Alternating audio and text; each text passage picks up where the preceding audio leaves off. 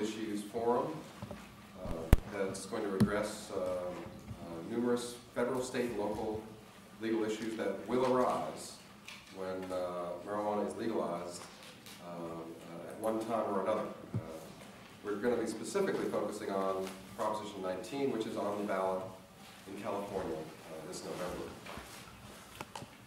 This legal forum is sponsored by the Voluntary Committee of Lawyers, which is an organization of judges and lawyers nationwide working mostly with bar associations to foster an honest and informed conversation about our drug policy. The original Voluntary Committee of Lawyers in 1927 was established to work with bar associations to repeal the prohibition of alcohol and worked to set up the constitutional conventions in each state that repealed the 18th Amendment and ratified the 21st Amendment. So there are a number of different ways you can amend the Constitution, and we needed lawyers back then to get those constitutional conventions done. And that's the legacy of the Voluntary Committee of Lawyers. The modern Voluntary Committee of Lawyers was established in the mid-1990s by former Attorneys General Elliot Richardson, Nick Katzenbach, former Watergate Counsel Sam Dash, and other prominent attorneys to question our current drug policy and the current prohibition, and to foster debate and discussion, not to take positions necessarily, but to have a serious discussion about a more humane and a more effective drug policy than we have today. I am Roger Goodman. I'm the director of the Voluntary Committee of Lawyers. I've been working with the King County Bar Association, which has a broad-ranging drug policy project that is now, we're replicating across the country, working with bar associations in states like Colorado, Wisconsin, Massachusetts, New York, Alabama, and Hawaii, and other states. I'm also a state representative in the Washington State Legislature.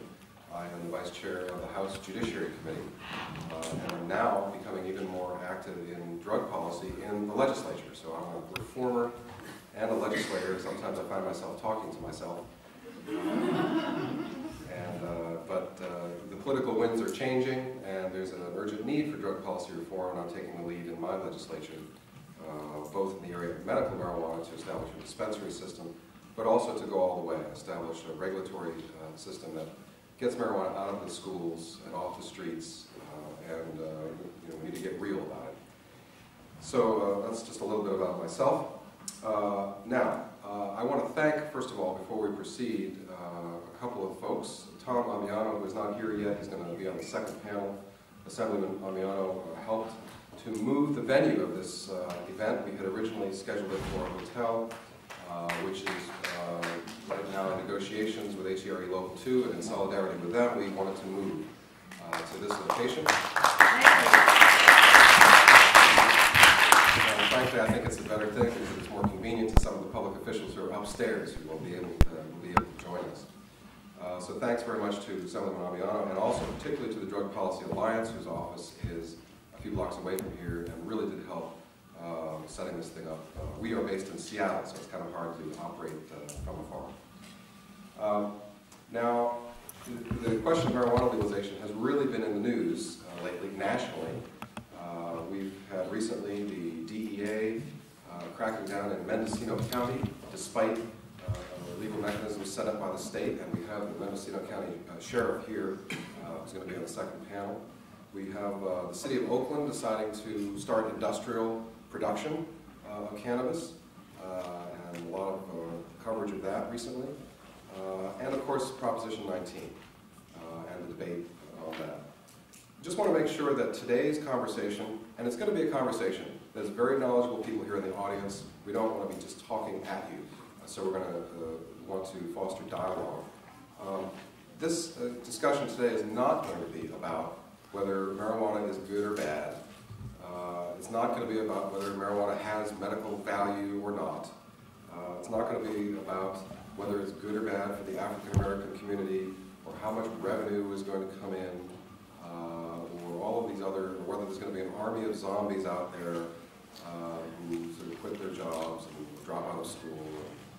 The fall of civilization as we know it. This is a serious legal issues forum, and there are, the subtext actually of this meeting is, we better be ready. we better be ready, because it's going to happen at one time or another. It may very well happen this November.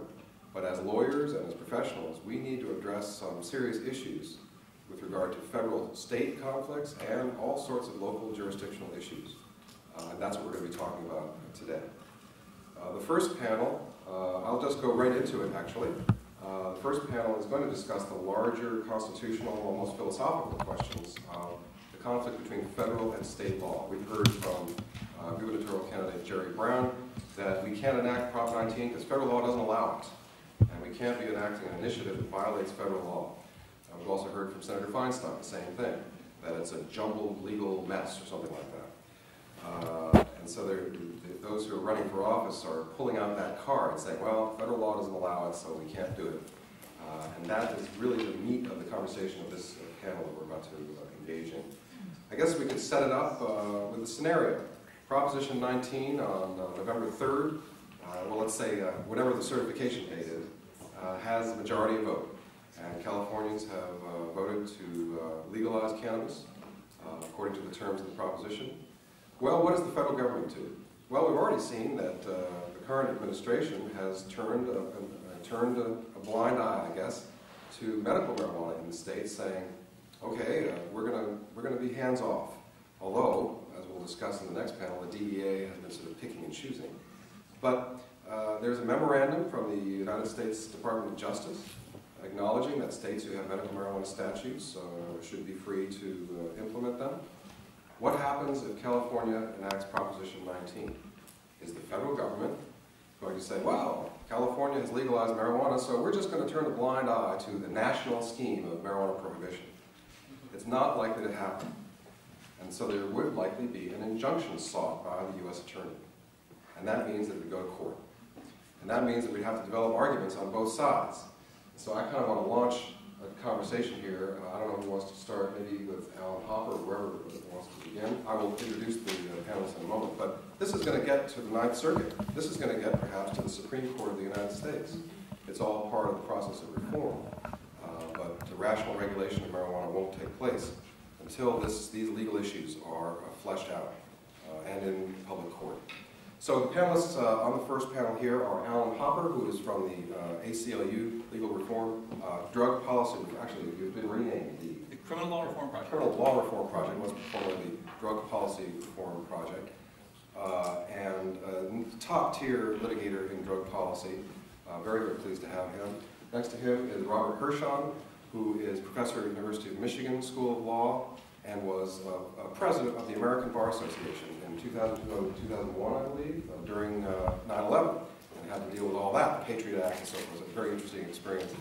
But also, he and I have been communicating recently about drug policy because of the American Bar Association's consideration of this issue, cannabis legalization as well.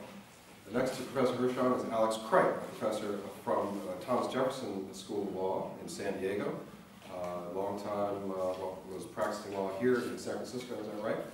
And has really gotten involved in drug policy reform and the constitutional and other legal issues and has been published and so forth. So it's kind of an eminent panel, and very pleased to welcome them.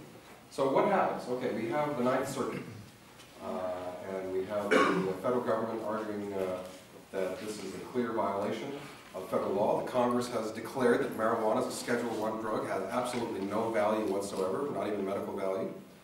On the other hand, we have a state which, arguably in its police power to protect the health, welfare, and safety of its people, has enacted a regulatory scheme for this product. So we have a conflict between the Congress using the Commerce Clause to reach into every pore of our bodies, I suppose, and then the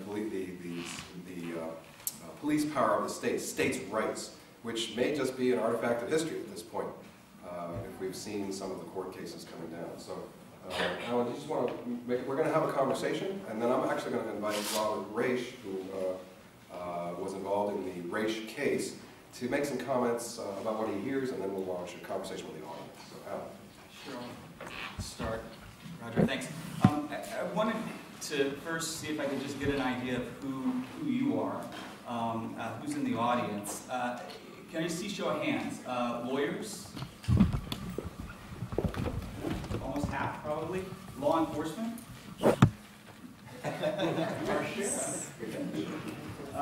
What about from the policy side?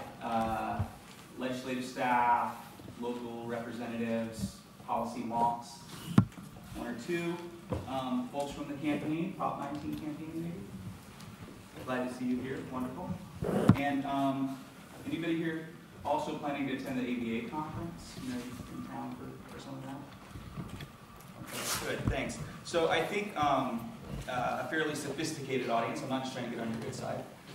But it sounds like that we can talk and sort of launch right into some of the more complicated issues without having to play a lot of catch up. But first, I just want to tell you a little bit about why the ACLU is here. I'm, as Roger said, I'm with the National Legal Department of the ACLU, and a special project that was recently renamed from the Drug Law Reform Project to the Criminal Law Reform Project, just to reflect an expansion somewhat of our work, but also without losing sight of the recognition, the reason that the ACLU had a drug law reform project to begin with, that if you're going to talk about criminal justice policy, criminal law reform, the problems with the criminal justice system in the United States, you're going to very quickly begin talking about drug policy and drug law enforcement issues, because that drives the incredible over-incarceration that we're seeing these days.